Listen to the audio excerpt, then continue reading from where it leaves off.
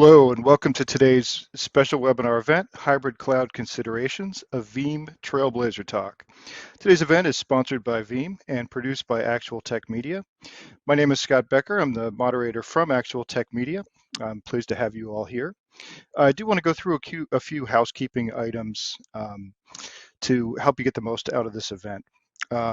First off, I'd like to point out the questions tab in your console. So you can enter your questions in there. We want this to be an interactive session. Put them in all through the session, and our speakers will get to as many as they can. It's also the place to put any technical concerns that you have. So if you're having any trouble with your browser or whatnot, that's a great place to mention that, and we'll help you fix any issues. I'd also like to point out the Handouts tab. In your Handouts tab, you'll find several great resources from Veeam and from Actual Tech Media. There's a link to the VeeamON 2022 event, which is happening in May. That's both virtual and in Las Vegas, so you can get details on that there. There are also a couple of great research reports that we have. One of the prime people at Veeam who's developed that research and pushed it forward, and he's here to talk about it. But you can download those reports there. There's also a link to a place where you can get a 30-day download of full capability Veeam backup and replication. So please check those out. There are also a couple of Actual Tech Media resources in there as well. We have our Gorilla Guide Book Club, which is fantastic technical resources, and the ATM Event Center, which has lots more events like this one. Also, we have a prize drawing at the end of the event. We have a $300 Amazon gift card for one lucky attendee, so we will announce that winner at the end of the event. You do have to be on the live event to win that. So if you are watching this on replay, I apologize, but you can't get it then. We also have a prize for the best question. So it's a $50 gift card. So at the end of the event, we'll look through all the questions, pick out the very best one, and contact the person afterward for a $50 gift card. But that's really to encourage you to get your fingers off of your coffee and just enter your questions into the keyboard. We want to see as many of them as we can here. So let's get straight to it. I'm delighted to bring on our speakers today. We have Jason Buffington, who is Vice President Solution Strategy at Veeam and a prime mover on a lot of the research that Veeam does, and Sam Nichols, who's Director of Public Cloud Marketing at Veeam as well. So let me bring Sam and Jason on.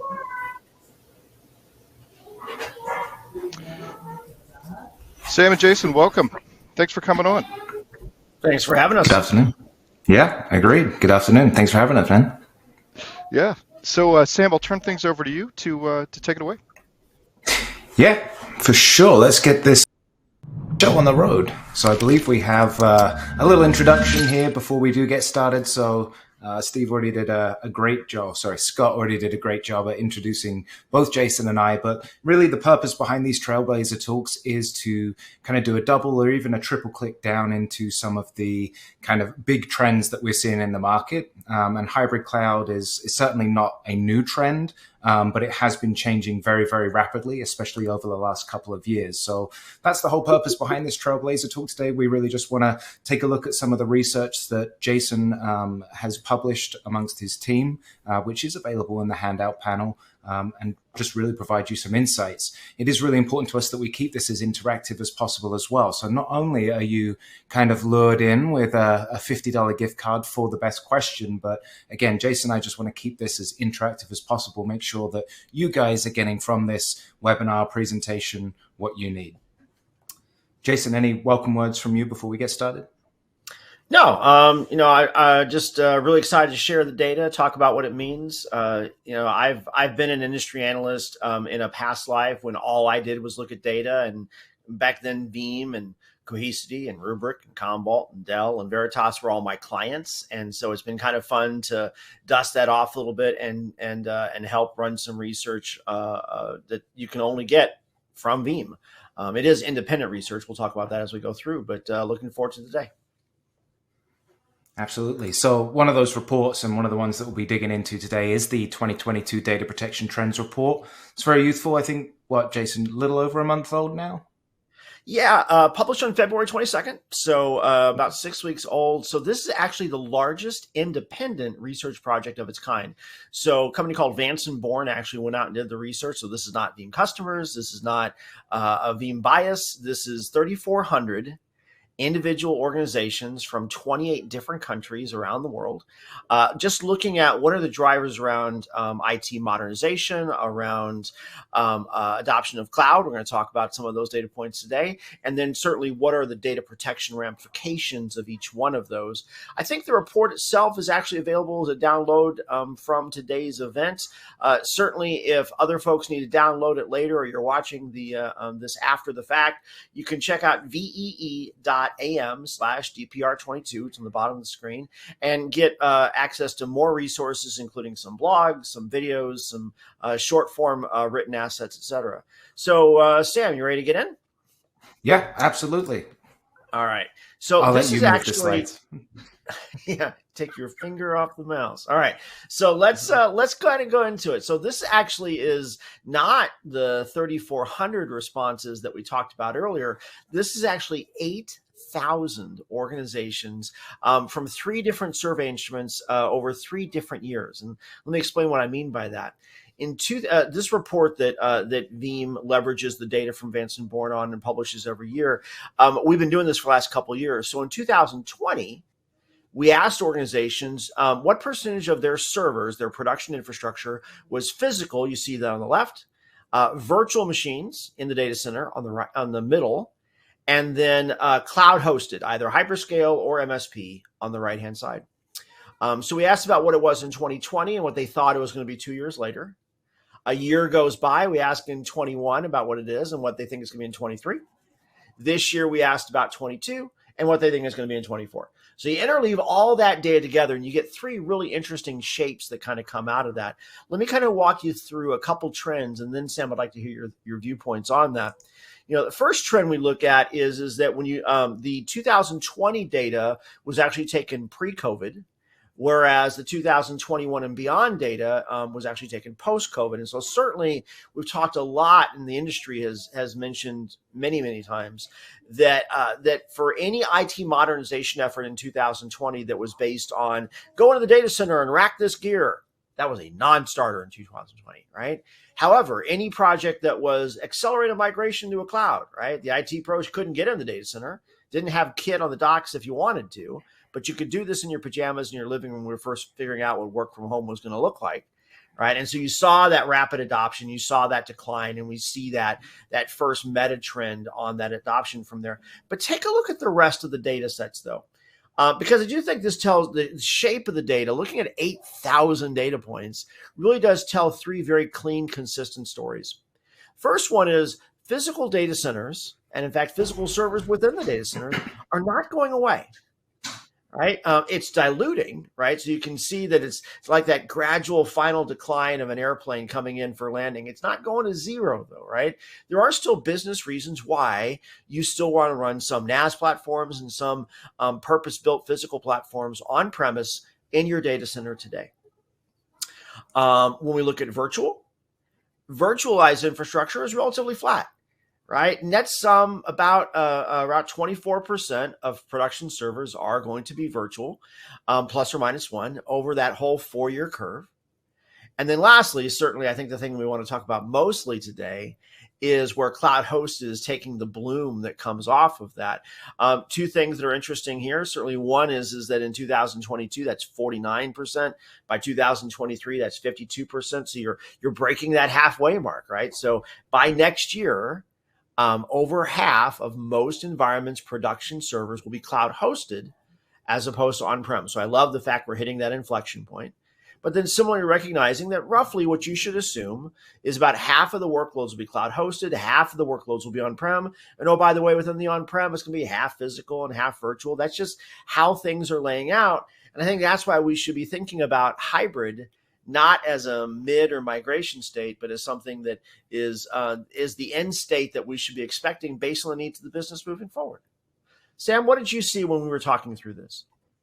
Yeah, absolutely. Just on your last part about the hybrid not being this transitionary state, it is the final destination, right? The cloud has certainly evolved a lot over the last 5-10 years in terms of becoming a true viable place to run production workloads for your business. However, there still are certain situations for certain workloads and applications where it makes sense to run those on premises, right? Whether that is from a performance standpoint, Sure. a data sovereignty and security standpoint, it might just be from a cost standpoint. So hybrid cloud really is the destination. And I think that, maybe with COVID, we might have seen a bit of over rotation towards the cloud.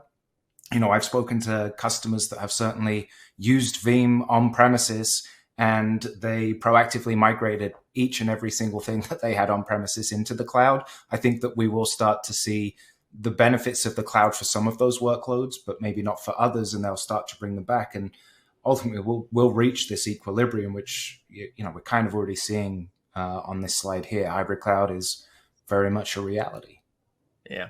The other thing to kind of take away is the fact that certainly when we double clicked into the organizations that were part of the survey, we found that that what I think you're seeing more often than not out of the shape of the three data sets is this is really what a cloud first strategy should look like, right? If you're standing up new workloads, you ought to be asking the question, can this run in the cloud? And if it can efficiently, then sure, go for it.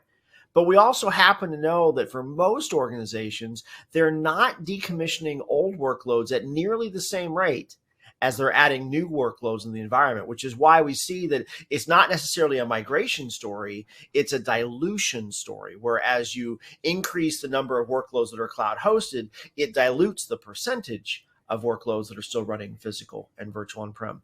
We've got a lot of data to share with folks today. This is kind of certainly one of the big ones that sets the stage, but let's talk about a few of the others. And then probably just for the sake of time, we'll go a little quicker through a couple of these.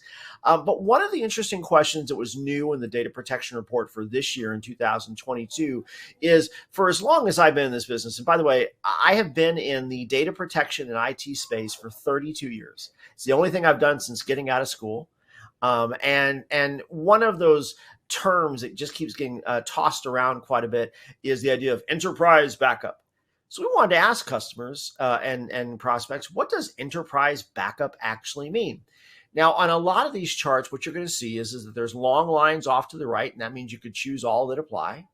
And then there's what's most important, what matters most to you. And those are the short lines that are on there as well. This is actually sorted by most common. And what you see here, I think, is really interesting. There's lots of things around scale and complexity and leveraging different kinds of hardware and that kind of thing. But the three most common implementations of what does enterprise backup mean to you in 2022, Sam, it's all about workloads. Right. And I love the fact, interestingly enough, that when organizations were asked if you are going to buy a new enterprise backup solution today, 2022, what would be the most important thing to buy? And the most important is actually being able to have protection for IaaS and SaaS. And I'm going to guess that's predominantly due to the fact that probably your legacy enterprise backup solution is working just fine in the data center. It's just not working just fine on those new cloud hosted workloads, which is why when you're going to buy something new, cloud hosted is certainly most top of mind as part of your enterprise strategy. Yeah, absolutely. I don't want to steal the thunder of what's later in a few slides, but ultimately the ability to properly protect workloads, irrespective of where they reside, is way up there. Without having multiple point products, typically from multiple different vendors, just support my stuff no matter what it is, where it is, how it works, what it runs on. And there's a good question that's just come in from Adam, who asks, how does SaaS affect these numbers? And that was, I believe, on the previous slide. But ultimately, SaaS has been rolled into those cloud hosted workloads, I believe, Jason. Yeah, Very and true. we actually look when so Sam's on the marketing and product management side of Veeam. I work for the office of CTO. So when I'm looking at this research, we're also using it to help us frame out what our product roadmap is and what features are the next things for us to build, et cetera. And so and it's a great question. So when we think about cloud hosted workloads, we predominantly put them in three major buckets. There's when you run it within a server instance, right? So that's a virtual machine that's hosted on an Amazon, an Azure, a Google Cloud, et cetera. There's what I think of as platform as a service, and platform as a service has gotten some interesting definitions over time, but I tend to simplify it as either a cloud hosted database or a cloud hosted, say, a file share. But it's not encompassed within a VM first, right? You didn't stand up a server instance, run a copy of Windows in it, and then create a file share or ran a copy of SQL or whatever. I want to see it natively from that platform, or true SaaS. So that's things like Microsoft 365, Salesforce, et cetera. So we tend to look in those three macro buckets and then think about, okay, so what do we need to build next? The last slide that was around hybrid infrastructure, that was really looking at server instances, right? So physical servers, virtual machines, or server instances that are cloud hosted, still where each one is a micro unit with its own standing OS and the apps inside of them. In this case, looking at IaaS and SaaS holistically is cloud hosted, which again is right up there, in fact, in front of databases like Oracle and SAP, which, by the way, you can also now consume in cloud hosted format, or traditional data center platforms like NAS. Again, something that could necessarily be moving towards cloud in the future. We've got some research on that sharing later. All right, let's. But the thing I hope you take away, it's not on the top of this list, which I think a lot of organizations might think about. When you think about enterprise, they typically think about things like scale, right? I got to protect 10,000 machines to a single backup server. Turns out that doesn't really work anymore, right? That was a lovely idea back in 1995 when I was first swapping tape cartridges, but that's not typically what we see. If I take off the muting, you'll actually see that you do see sprawl. And sprawl is different than scale. So scale, you actually see, what is it, third from the bottom. Sprawl is I've got multiple geos. I've got multiple instances of my backup solution. I want to have centralized panes of glass. I want to have consistent policies across. I want to have locality in language, right? So that is sprawl. Scale is I must have 10,000 VMs protect one thing, right? And that just doesn't apply anymore. Instead, what you're really looking at is around that heterogeneity. In fact, in the DPR22 report, I think the page in the report that talks about this actually summarizes that in 2022, enterprise is effectively a synonym for heterogeneity. Let's go on to the next thing. So, Sam, you mentioned a couple of these already, so maybe we can go through a little bit quicker. But we talk about the idea of what kinds of workloads are cloud suitable. We'll talk about repatriation in just a minute because I know you brought that one up. But one of the first opening questions we wanted to understand in the data set, certainly for a lot of organizations, is where are they in their journey? And I was very pleased to find out, although a little surprised, the vast majority of organizations you see on the right-hand side, they've been doing cloud in production for quite a while. This is not new. This is not attempts, science projects, rocket science. I mean, this is mainstream lined up workloads. So I love the fact that for many organizations, there's a lot of experience there. Take a look on the left, though, because one of the ways that we really try to measure what mainstream adoption looks like. If you roll the clock back, say, 15 years, back when Veeam first got started, it would not be unreasonable that when people were first running VMware as a hypervisor and everything else was physical, everything else was in the data center only, that vendors would come back and say, hey, if you want to run test in a VM, you can run test in a VM, but I'm not sure I'd run production in a VM yet. I just don't know if that's going to work well. I mean, it might have performance issues. It might have some security issues. Sam, those concerns sound familiar 15 years later, right? And then what happened? A little bit. Right? So then they started running inside of VMs and it says, hey, this stuff runs pretty well in a VM, right? Now, back when VMware was first getting its start, I was actually at Microsoft, and I used to write the articles in support that would say like, hey, if you run on Windows file servers in a VM, you can, but you don't run SQL, don't run Exchange, don't run those mission critical apps. You need a physical box for that, right? I wrote some of those KBs, and if you read some of those, I'm really sorry. Because then what we found out later was, hey, all of this stuff runs pretty well, and there's so much agility that you get out of virtualization that makes sense. Take a look on the slide on the left, because what you're seeing here is that there's almost no variance between the percentage of organizations that run normal workloads in the cloud versus the percentage that are running high priority workloads in the cloud, which that is probably the greatest single testament to that cloud hosted is a mainstream platform alternative. Because the fact that you're not being judicious or selective between those. Basically, both of these data points tells us if you're not already on cloud, I promise you most of your peers are. Sam, any quick thoughts on this? And let's keep going. That really just like almost 50% of folks trusting high priority production workloads in the cloud is very distinctive to even just a few years ago, right? Yeah. And I think that's probably large in part due to the resiliency that can be architected within a cloud.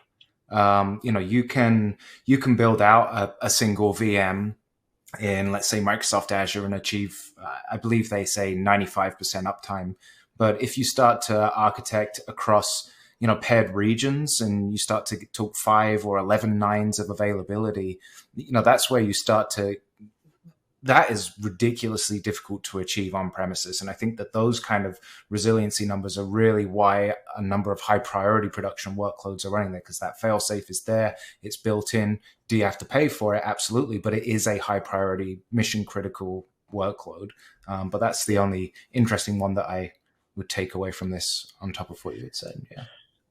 Just make sure that when you're starting to think about that kind of architecture, from a Trailblazer perspective, make sure that you're thinking about resiliency at every level, right? So as an IaaS provider, IaaS will provide you durable metal at that level. The OS is still your OS, right? The app is still your app. Mm-hmm. And so as you think through those layers, you need to be thinking about what do you need to do to cluster the OS?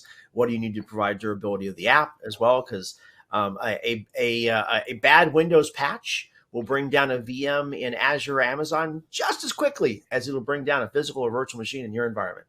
Bad Windows is still bad Windows, or Linux, or even iOS. Yeah, that's a great point. Shared responsibility, right? Every cloud provider has its own shared responsibility model or matrix or whatever synonym of that they can think of, which says, ultimately they are responsible for protection, security, availability of the cloud. You're responsible for protection, security, availability in the cloud. So that distinction of you're not transferring all the responsibility, you still retain some of it, is really important. Totally.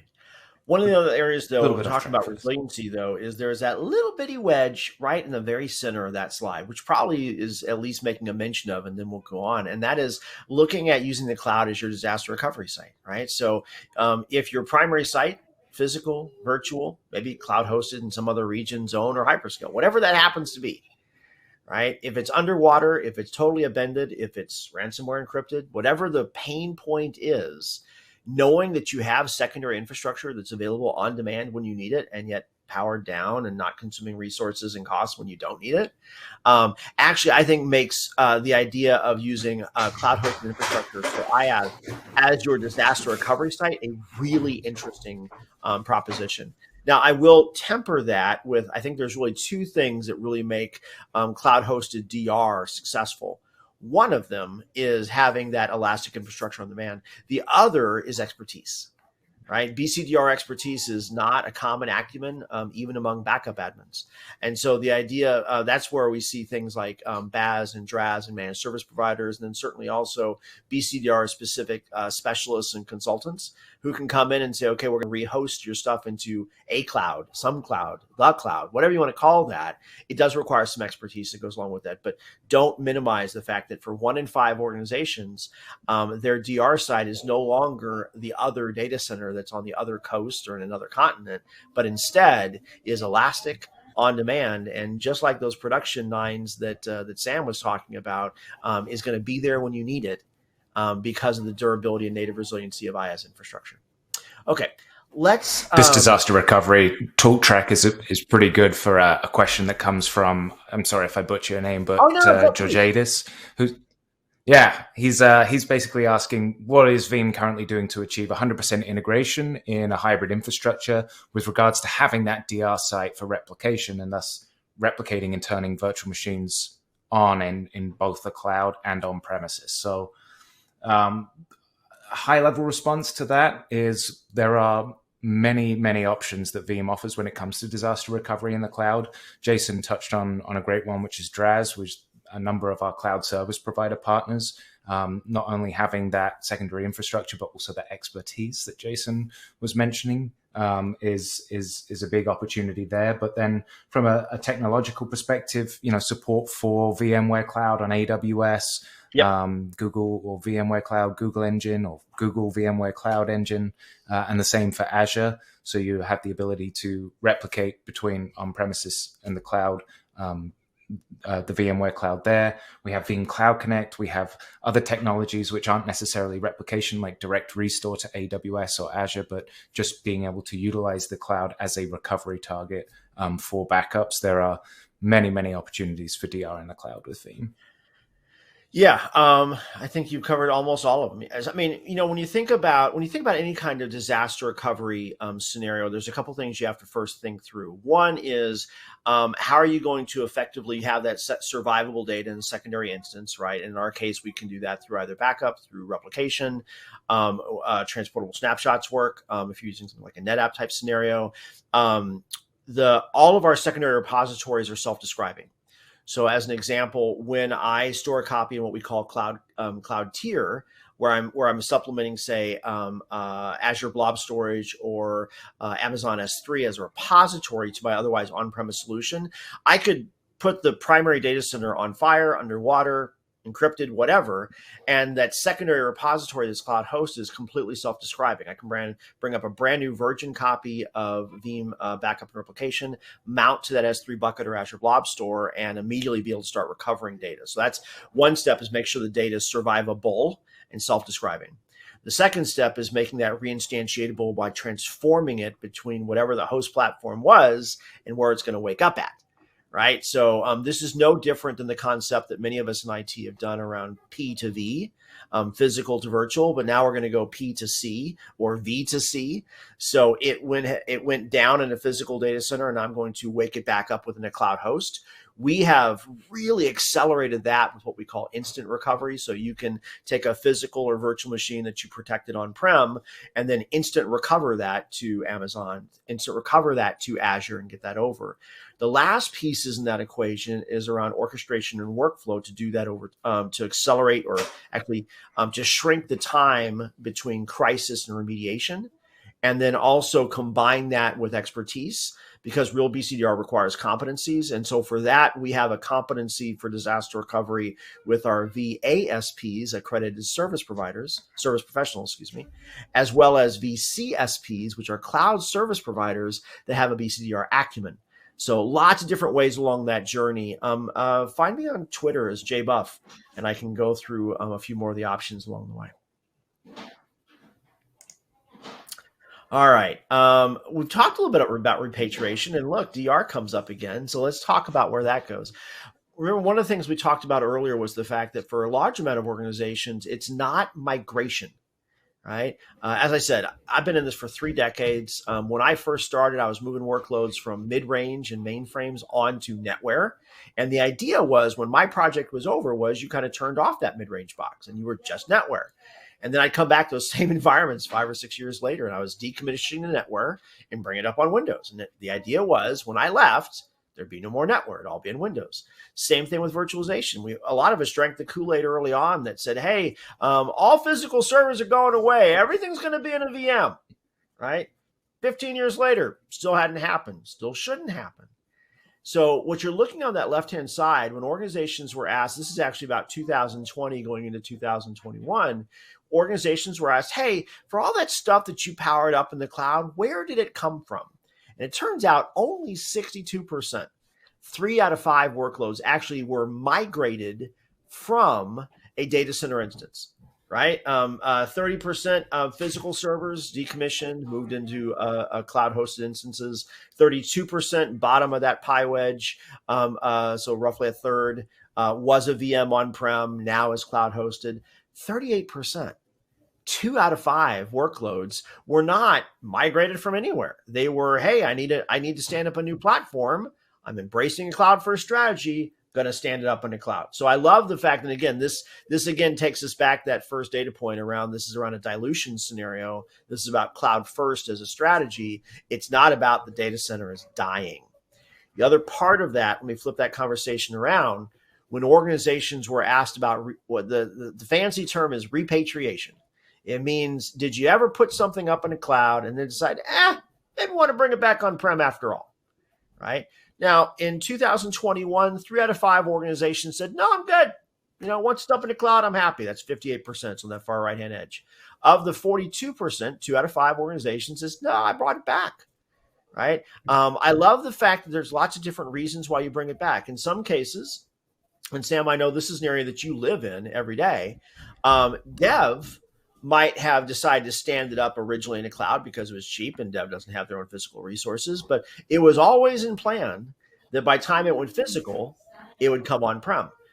In other cases, you mentioned this earlier, Sam, that for a lot of folks, some of us over-rotated a little on their digital transformation strategies in the first months of COVID. Right. And so they put it up there because it's the only place I have new metal. I can't get new metal in the data center because I have a supply chain problem.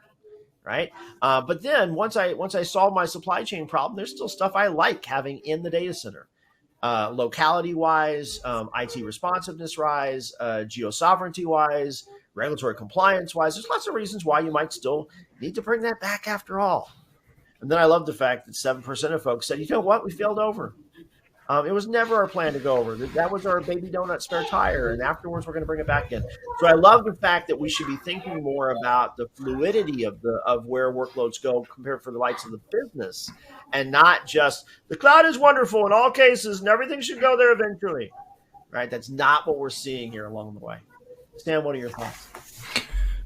Yeah, I love the piece on the right. It's so antithetical to the narrative that's out there that you just repeated, right? The cloud is wonderful. Everything's going to the cloud, and it's simply not happening. And, a lot of the narrative is around moving those existing workloads to the cloud. Again, we somewhat dispelled that previously as well, but no one really talks about once it lands in the cloud, what's going to happen to it then? Maybe is it going to stay in that cloud forever? Are you going to bring it back on premises? Maybe you're going to want to move it to another cloud. Like, we can have an idea of what the future is going to hold, but we cannot predict it. And I think that, some of the themes that come out of this is, we spoke about shared responsibility, but also making sure that you retain that control and ownership over your data. So as and when you place that into a platform, it doesn't become locked in and subsequently hinder any transformative initiatives in the future, right? You should always be able to do what you want with your data when you want, whether that is from on-prem to the cloud, from one cloud to another, or from the cloud back on premises. Hybrid is here.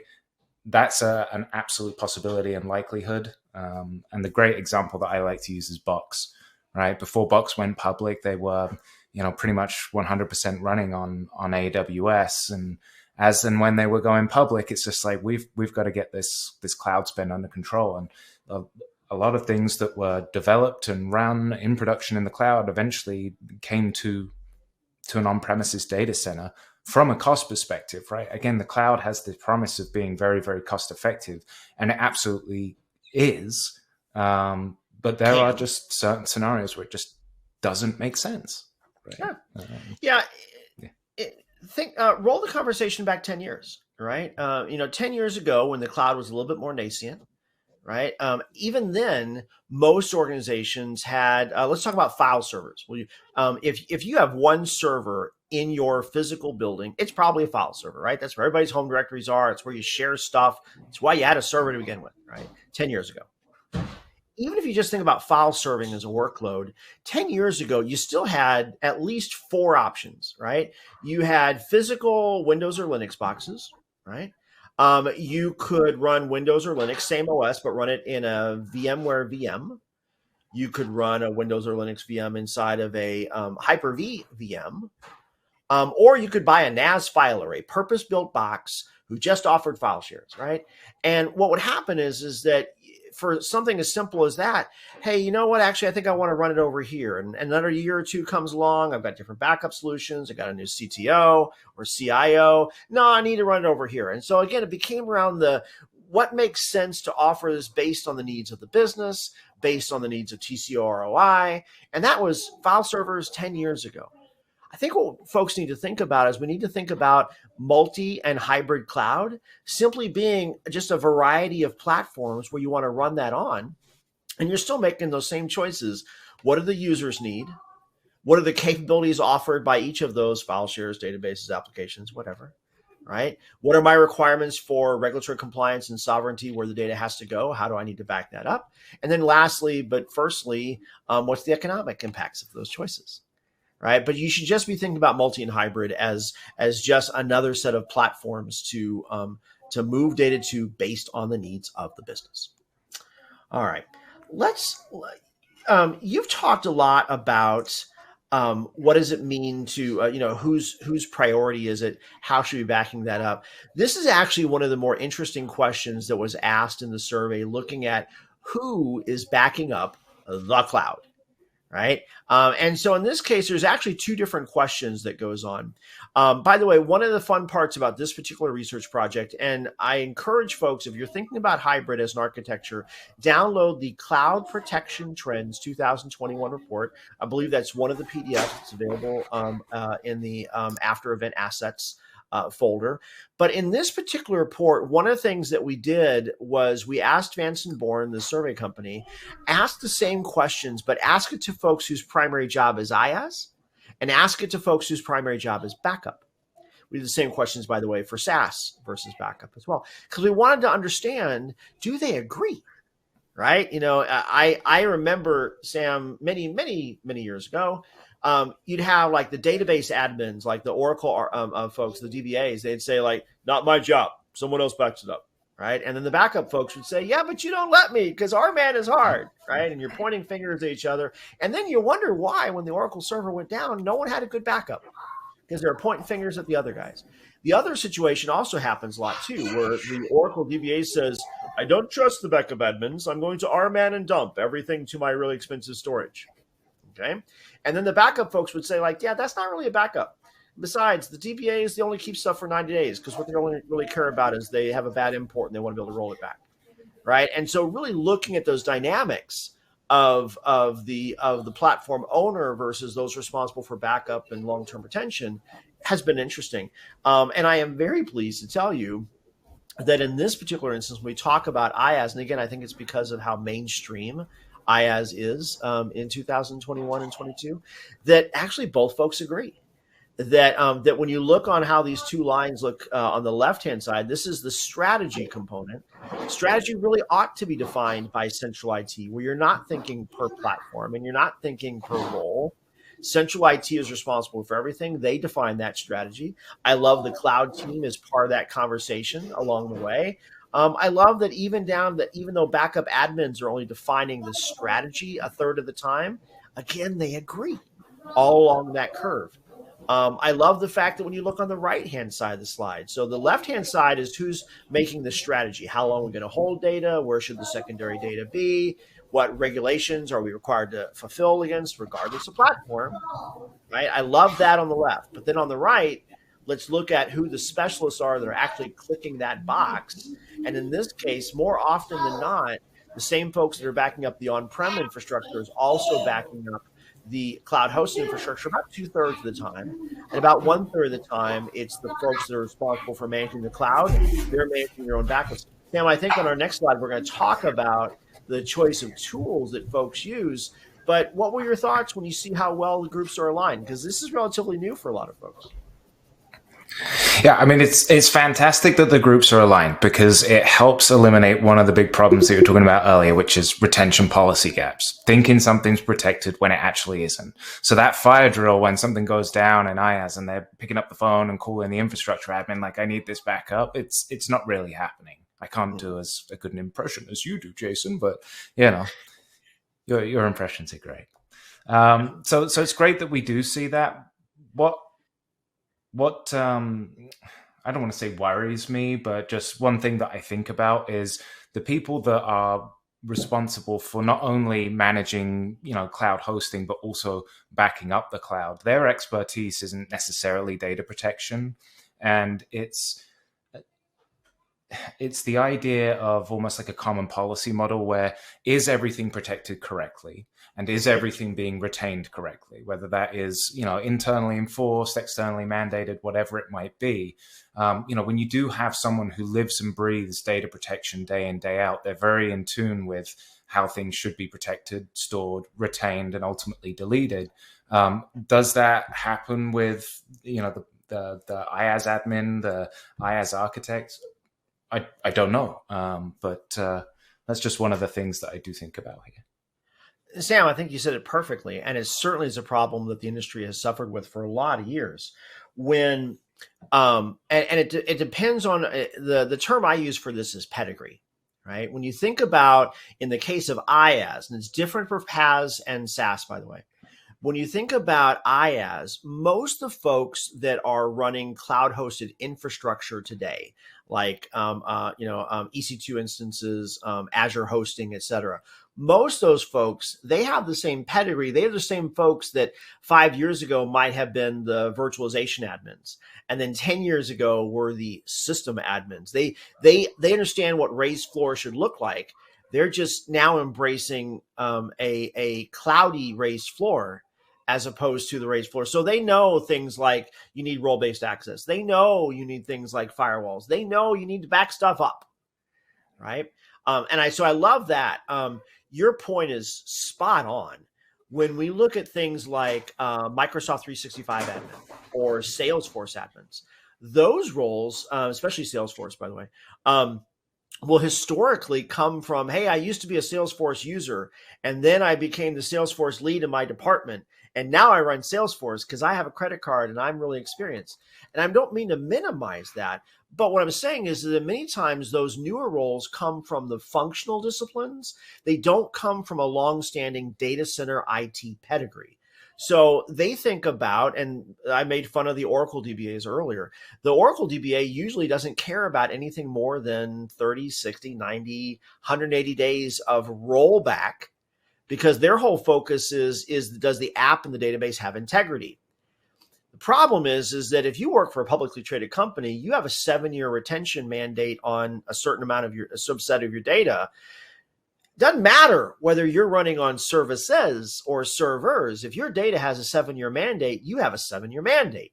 And so if you're relying on the DBA who only cares about 90 days of rollback, then you are out of compliance for 6 years and 9 months, right? Worth of stuff. And so it is important that you look at where the backup admin brings the expertise of where can the secondary data live, where does it not live, how do we ensure that it's immutable so we can protect against ransomware and cyber events. I mean, there is expertise that they bring.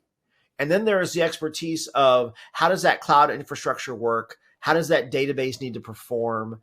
What are the access credentials that I need for that M365 instance? You need both of those competencies to really make that work. I love the fact that in most cases, though, at least when we look at IaaS, there's pretty good alignment. What you will often see when you look at some of the less mature parts of cloud, so think PaaS, think SaaS, right, is they haven't gotten burned yet, right? So they think the recycle bin is good enough. They think the undo log is good enough. And then they realize it's not. And then they get fired. And the next guy says, oh, no, we do need to back that stuff up. So I think you're just further on that curve. In this case, I think you're pretty well aligned. But let's look a little bit closer at that IaaS, folks, because one of the other problems that we're starting to see a little bit more of is, okay, so I know that I want to use the IaaS folks and the cloud host, the on-prem folks are starting to agree on infrastructure. we see that on that right-hand side, about 2/3 of the time that it's the same team, sometimes the tool gets a little confusing along the way. So one of the things that we asked in the survey was, how do you actually protect cloud-hosted server instances, or I call them VMs in this case? I think it's interesting that you see it's about even money right now. About 10%, I would tell you, I think they got it wrong. 10% upper left-hand corner, the cloud is natively durable. I don't have to protect it. That is wrong. And there's a lot of times you want to be politically correct and say, let me give you a different idea. But in this case, you're just wrong. You really are. The cloud is natively durable. It's still your data. You still got to back it up. Sam told you why. It's called a shared responsibility model. But then past that, there's about even money. About 46% of the time, folks are using a third-party tool. 43% of the time, they're using the native built-in. Those are not necessarily mutually exclusive. There's a lot of organizations that we work with that they sure embrace the native snaps. Go for it. Right? But we've talked about how workloads are going to be fluid. Why would you change the SLAs and the expectations, the retention ranges and the repositories and everything else? Last month, it was on-prem. This month, it's in Amazon. Next month, I'm going to put it over in Azure. Why would you change your protection strategy each and every time? That one I don't get. And I think for 43% of the time, they just haven't gotten burned yet and figured out they need something better. Sam, what are your thoughts? Yeah, using the built-in capabilities is a really interesting one. I think that, you're right. A lot of folks will just rely on the native snapshot capabilities, whether they are manually taking those snapshots or maybe writing a script to manage them. Snaps are great for fast recovery, but they are not the be-all end-all when it comes to data protection, especially in the cloud. Those snapshots do not live independently of the disk that they're designed to protect. So you need an image-based backup stored separately. And this ties really well into a question that Rochelle asks in the chat, where Rochelle asks, how long do you keep data on the cloud and how do you clean up the cloud backup for items that pass a statute of limitations for holding period? The long and short of it is policy-based automation is a godsend when it comes to protecting data in the cloud. So I will give you one example. This is completely fluid and it would have to be applied based on what your restrictions are. But what we see a lot of folks doing is they will create a policy that says these machines in this account, in this region, with this tag must be protected with this policy. And this policy says, take a snapshot every so often and retain that snapshot for 1 week. And the reason why they retain it as a snapshot is again, it's fast to recover from. But as that snapshot starts to age, I want you to take an image-based backup, and then I want you to store that instead of on volumes, like volume-based storage, like Amazon EBS, I want you to store it on something like Amazon S3, object-based storage, because it's much, much cheaper. And then as it continues to age, I want you to move that to cheaper and cheaper tiers of object storage, because the chances of me needing to recover from it are getting smaller and smaller and smaller. So I don't need that short, snappy recovery. And then ultimately, once it reaches a certain age, the policy-based automation will just go and delete it. I have seen so many organizations just solely rely on snapshots, and they've got snapshots dating back 6 months, 12 months, and they're paying for that. 5 cents every gig, every month. It is ridiculously expensive when you could use automation that takes all of that away. You don't have to babysit the backup. The machine will handle it for you and it will save you money. And that's the benefit of like a third party solution, I think. Yeah. So I'm going to give a +1 to everything Sam says. Certainly the automation, the policies, and that multi-tiering concept is a big deal, right? So should you be snapping things within the last couple of days? Absolutely. There's almost nothing faster than rolling back a snapshot. And that works, by the way, in your on-prem world, just like it does in the cloud world, right? Beyond that, you should be exiting snapshots as a method and doing backups where it's more malleable, it's more compressible, it has a lower cost of ownership. After that, I don't know, 72 hours, 40 hours window, right? So do hourly snaps, every couple hour snaps, back it up for weeks at a time. But then absolutely from a policy perspective, you want to be degrading that from, by the way, in the on-prem world, you have it on disk for 90 days, 180 days, and then it goes to tape, or then it goes to cloud, and then it goes cheaper and cheaper and cheaper. Certainly what Sam is talking about on colder and colder cloud tiers absolutely lines up. But I love the question, right? Because when you talk about regulatory compliance, the most important thing that most people focus on is, I must hold my data for 7 years. Great. That's a good goal. Do that, right? First and foremost, by the way, you don't need all your data for 7 years. You just need some of it that's regulated. Secondly, though, as soon as you are successful with that, some lawyer is going to come into your office and say, and at 7 years and a day, you need to delete it, right? Got to keep it for 7 in a day. We don't want it any longer than we have to, because then we have an e-discovery problem. So you should be thinking about both of those boundaries in the same way. All right, I got to get you through. We got 9 more minutes. And Sam, I know you still got 4 value props that you want to talk through, but I do think there's one last thing that I hope folks take away from this. And this is one that I hope you take a screenshot of in just a second, but hold off because I'm going to mute a couple things out. So when you look at what is it that's driving change, when you look at it as what are organizations overall, and again, this is 3,400 organizations, 28 countries around the world, third-party, unbiased research. But when they were asked about what does modern data protection really look like, right? What does innovation really look like today? And then, oh, by the way, what's the most important aspect? And you see there's a lot of things on this list, but I'm going to mute a couple of them because I think it makes it a little bit easier to see. Take a look at, you should be thinking about modern data protection means cloud capable, right? The top 2 are really around hybrid. Hybrid for DR, we talked a lot about that already, right? Leveraging that elastic infrastructure when you need it and not powering it up when you don't, right?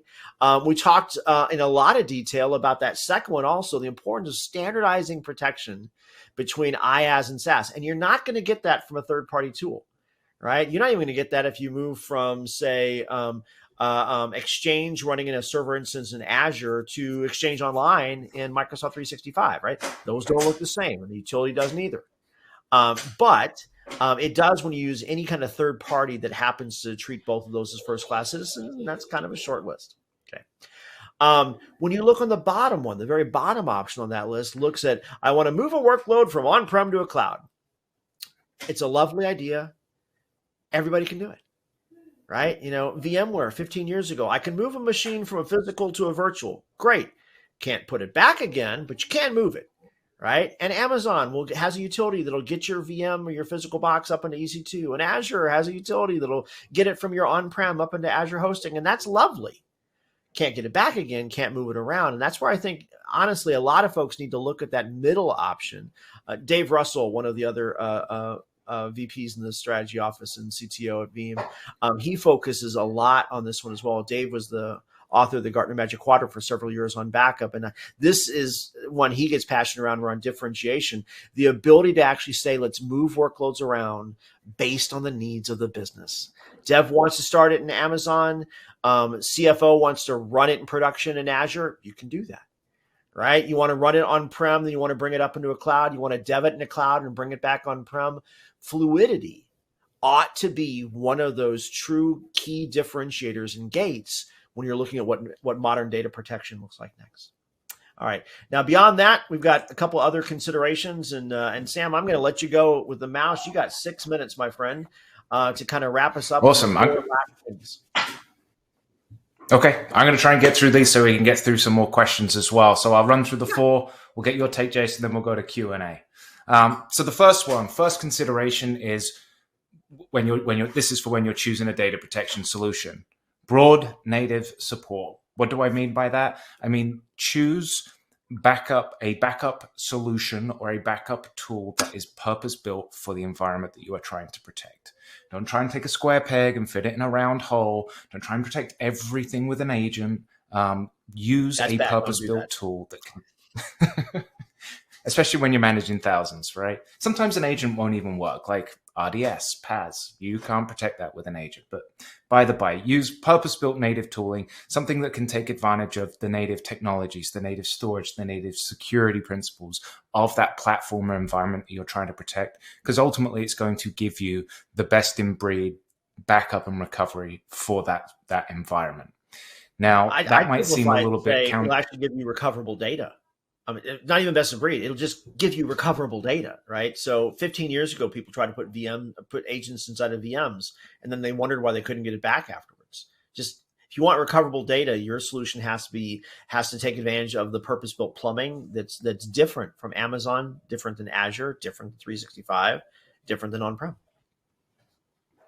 Absolutely. And that seems a little bit counterintuitive to what we just discussed on the previous slide, which is they want to standardize the protection of IaaS and SaaS with on-premises infrastructure.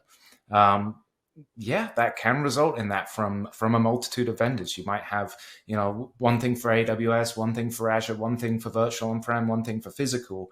It doesn't necessarily need to be that way, though. And that's the second consideration, which is that even if you are using purpose-built tools or solutions for those environments, always consider centralized management. That common control plane, and better yet, a common policy model across all environments, ultimately is going to eliminate those multiple tool sets, often from multiple vendors, that is going to fragment management, and it's going to make your job an absolute nightmare. It's going to cost a lot more. Mistakes are going to happen. So centralizing everything under that common control plane is going to make your life a lot easier. This one's really interesting. Ownership and control of data. Again, the previous slide demonstrated this really well. People want the fluidity of or the freedom to place their data where they want to, when they want to. And that's ultimately in line with the organization's needs and requirements, which are also fluid. So the ability to take data from on-premises and put it in the cloud, the ability to move data from one cloud to another, the ability to move data from cloud back on-prem, which is my favorite one because it just goes against the grain, is ultimately paramount. It is your data and your responsibility to protect it, but always make sure that you retain that ownership and control of it. Don't get it locked into a single platform. And the final one is around modular flexibility.